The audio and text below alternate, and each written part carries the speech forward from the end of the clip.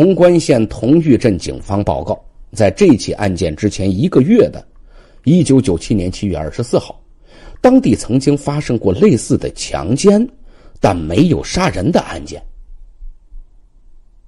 那天晚上凌晨3点，5名蒙面歹徒跳进村民张金良家的院子里边。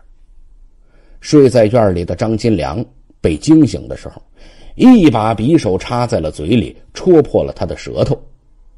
歹徒撕床单，把他的手脚捆住，然后用刀拨开了房门，又用同样的方法把他的妻子捆绑住。这时候啊，天开始下起了大雨，几名歹徒在一个小个子歹徒的指挥下，在4间屋里面翻箱倒柜，最后又看了张金良的老婆一眼。之前没发现，这一看呢，还挺漂亮。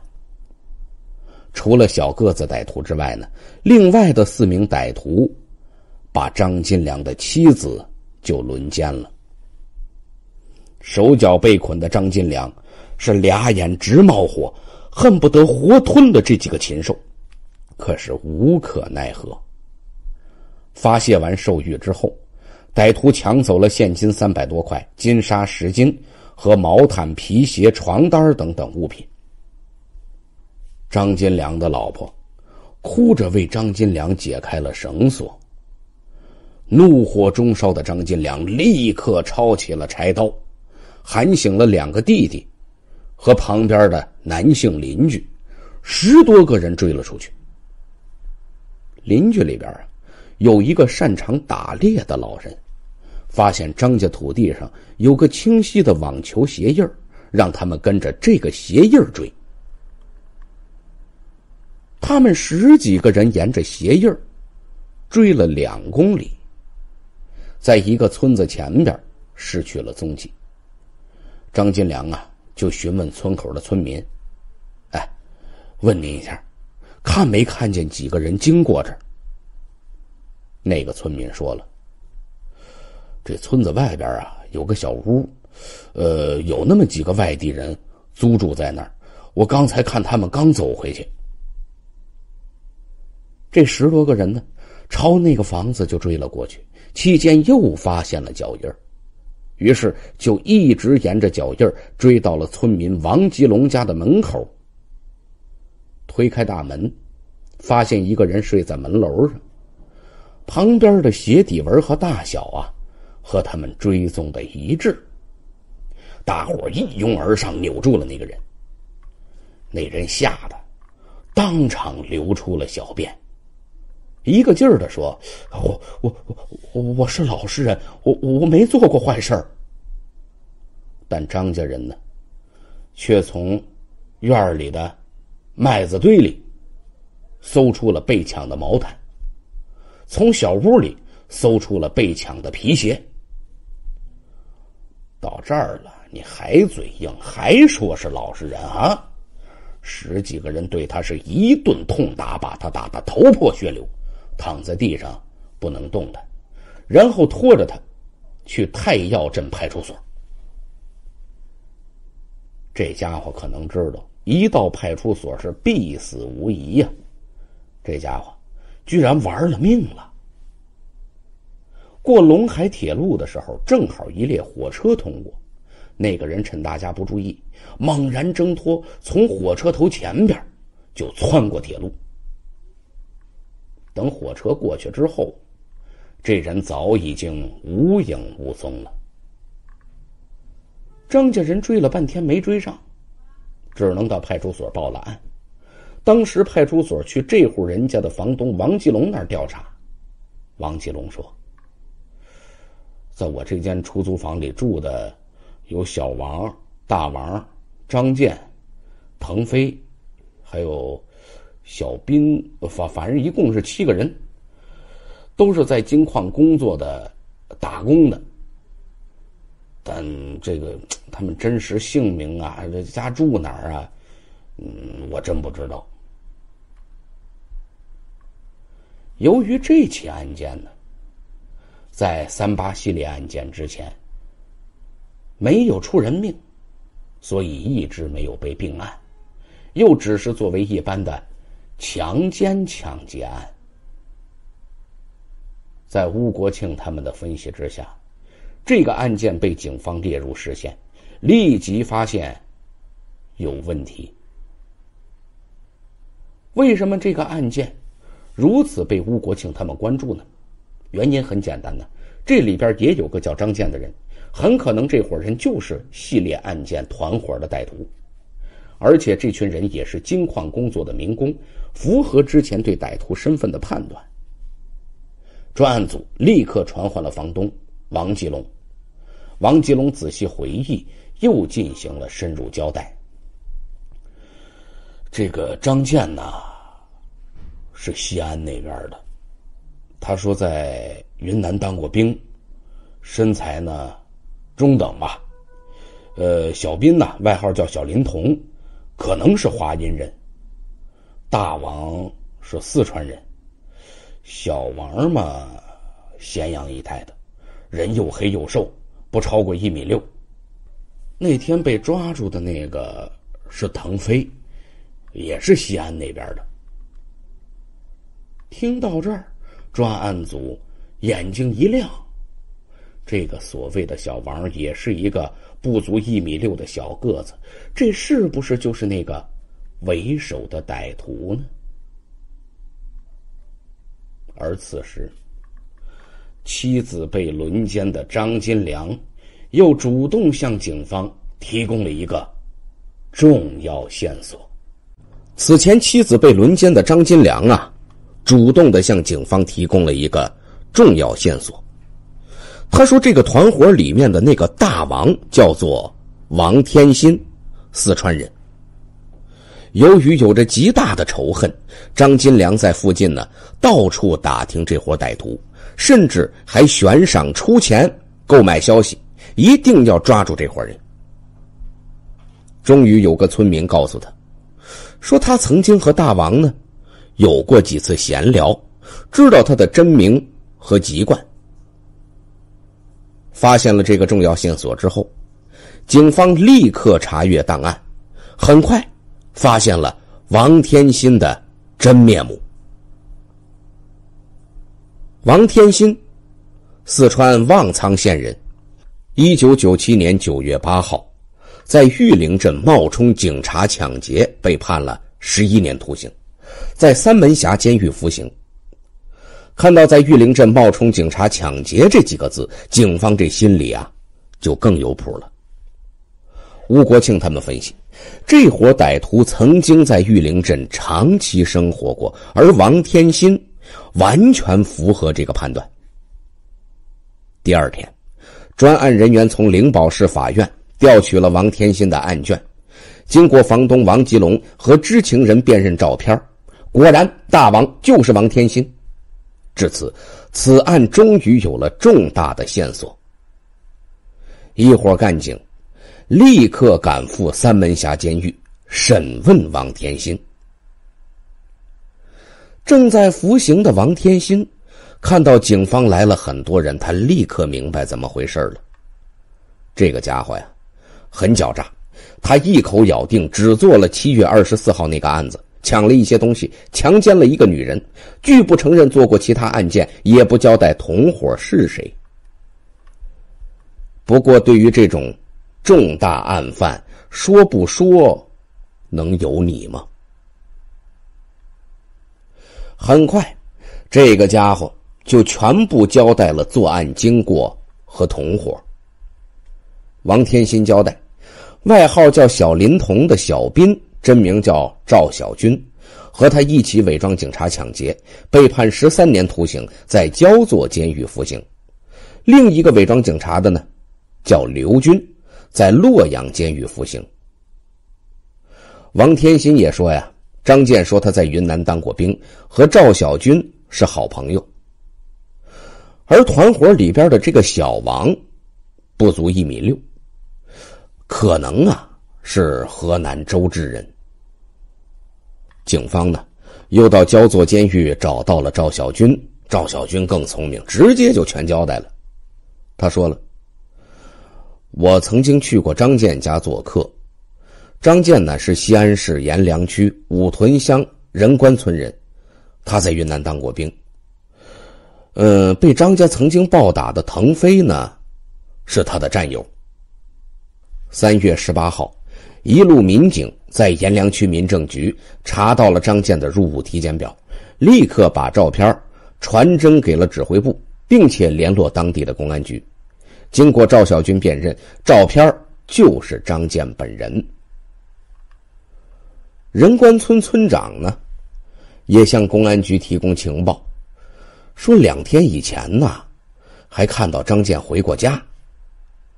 专案组立刻派出精兵强将去抓捕张健。当时公安部已经下达了3个月内务必侦破此案，不然所有专案组的成员都会被处分。专案组组长告诉负责抓捕张健的探长说，如果没抓到人，你们就别回来了，我这身警服也得脱喽。万幸的是，19号深夜，埋伏在雪地里4个小时之久的抓捕组将悄悄潜回家的张健当场抓住。张健呢也主动交代了，他说同伙马伟和真名叫华永利的腾飞，具体地址呢都是住在哪。20号凌晨，马伟和华永利先后在家中被捕。至此，这个团伙6名歹徒都被抓获，只有主犯这个小个子小王还是在逃的。到了3月21号下午，这6名案犯全部交代了与小王一起在1996年6月至1997年8月间在玉林、潼关做的19起盗窃、抢劫、轮奸案。这19起案件，小王全部参与，每次都是他踩点指挥，而且小王每次制作的蒙面面具和之后的串案完全一致。但是自从腾飞被张家抓获，还差点被扭送派出所之后，狡诈的小王立刻跟他们分开了，不在一起作案了。从1997年8月之后，他们就没有再跟小王联系过。这个小王极其狡猾，他的真实姓名、地址都是保密的，团伙的其他人员都不知道，只知道他可能是周至人。为什么呢？因为小王对周至的道观楼观台很熟悉，每年都去赶庙会。不过使警方特别关注的事情从他们嘴里得到了验证，那就是小王的身高确实是1.58米左右。这伙人还供述，他们团伙并不仅仅只有6个人，另外还有包括小王在内的4个人。但这4个人后来就没跟他们联系过。警方认为是小王带着另外的3个人组成新的团伙，另外作案去了。这4个人之中呢，只知道小王和一个叫做狗子的四川人，另外2人都是后来才由小王介绍加入团伙的，真实姓名跟身份都不清楚。虽然这6个人没有涉足后来的案件，但吴国庆他们认为这个小王有重大犯罪嫌疑。看起来小王伙同这伙歹徒连续盗窃抢劫，尚且没有杀人，但因为抢劫强奸案之后，腾飞被张家抓住，警方就找到了他们的落脚点，小王非常惊慌，知道有危险。随后狡诈的小王将参加轮奸的这些同伙甩掉，带走了没有涉及轮奸案的另外3名同伙，开始新的抢劫案。但2月14号的抢劫中，因为受害者拼死抵抗，他就杀了人，于是一发不可收拾，干脆连续杀人。让专案组万没有想到的是，就在破案之前，这个小王团伙仍然在疯狂作案。短短10天之内，玉陕境内又连发5起手段相同的特大命案。3月18号凌晨2点左右，陕西省宝鸡市眉县横渠乡坡下村邢长红的路边店被歹徒挖洞入室，邢长红夫妇惨遭毒手，女主人被奸尸。3月19号凌晨3点，陕西周至县竹峪乡苍峪村徐志家5口在熟睡中被歹徒挖洞入室，全部杀害，2名女受害人被奸尸。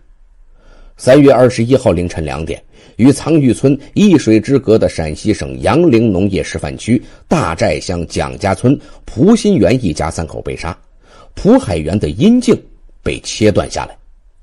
3月26号凌晨1点到2点，河南省南阳市内乡县缓东镇连发2起同类案件，周洼村一个路边的小商店周光化夫妇被杀害，黄沟村路边一个诊所周宝生祖孙3人同时命归黄泉。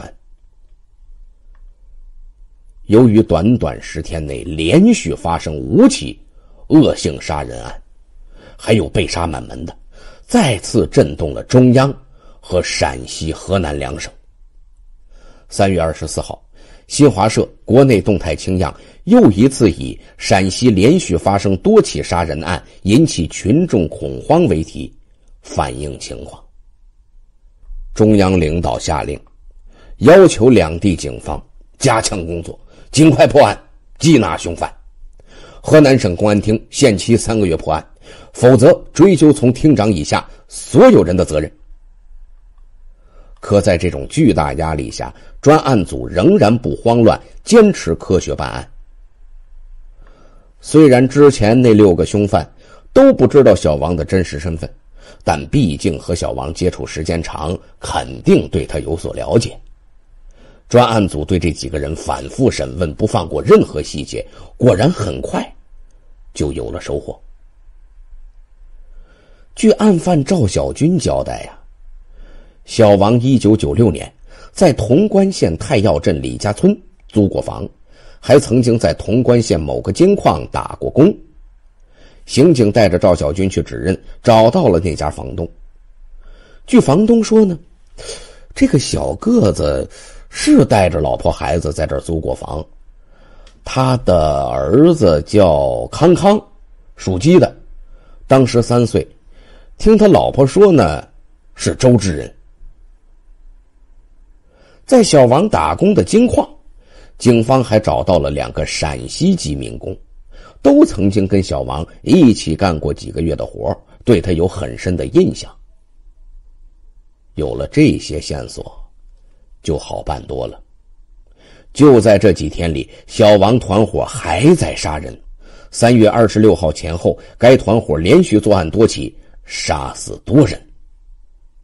好在此时案件又有了重大突破。2个陕西籍的民工回忆啊，说这个小王曾经和一个叫做陈文宝的民工特别好，经常一块喝酒打牌，传说呢还一块做过违法的勾当。后来这陈文宝就失踪了，不知道去哪儿了。警方啊立刻调查陈文宝，短短3天之内花费了巨大的精力，终于发现了他的真实姓名和去向。陈文宝因为盗窃被判刑4年，目前呢在洛阳监狱服刑。3月30号，马不停蹄的刑警赶到洛阳监狱提审陈文宝。据陈文宝交代，这小王啊，他好像不姓王，真名叫什么妙计，周至人，身高呢只有1.58米。这个人呢，人品低劣，好逸恶劳，六亲不认，十足的人渣。我跟他关系不错吧，算是好朋友吧，我还被他骗过一笔钱呢。审讯到最后，陈文宝突然想起了一个重要的细节，小王和周至县翠峰乡15村的孟双龙是姨表亲。陈文宝曾经和孟双龙见过几次，还一块喝过酒。警方从监狱出来，饭也顾不上吃了，赶紧去15村寻找孟双龙。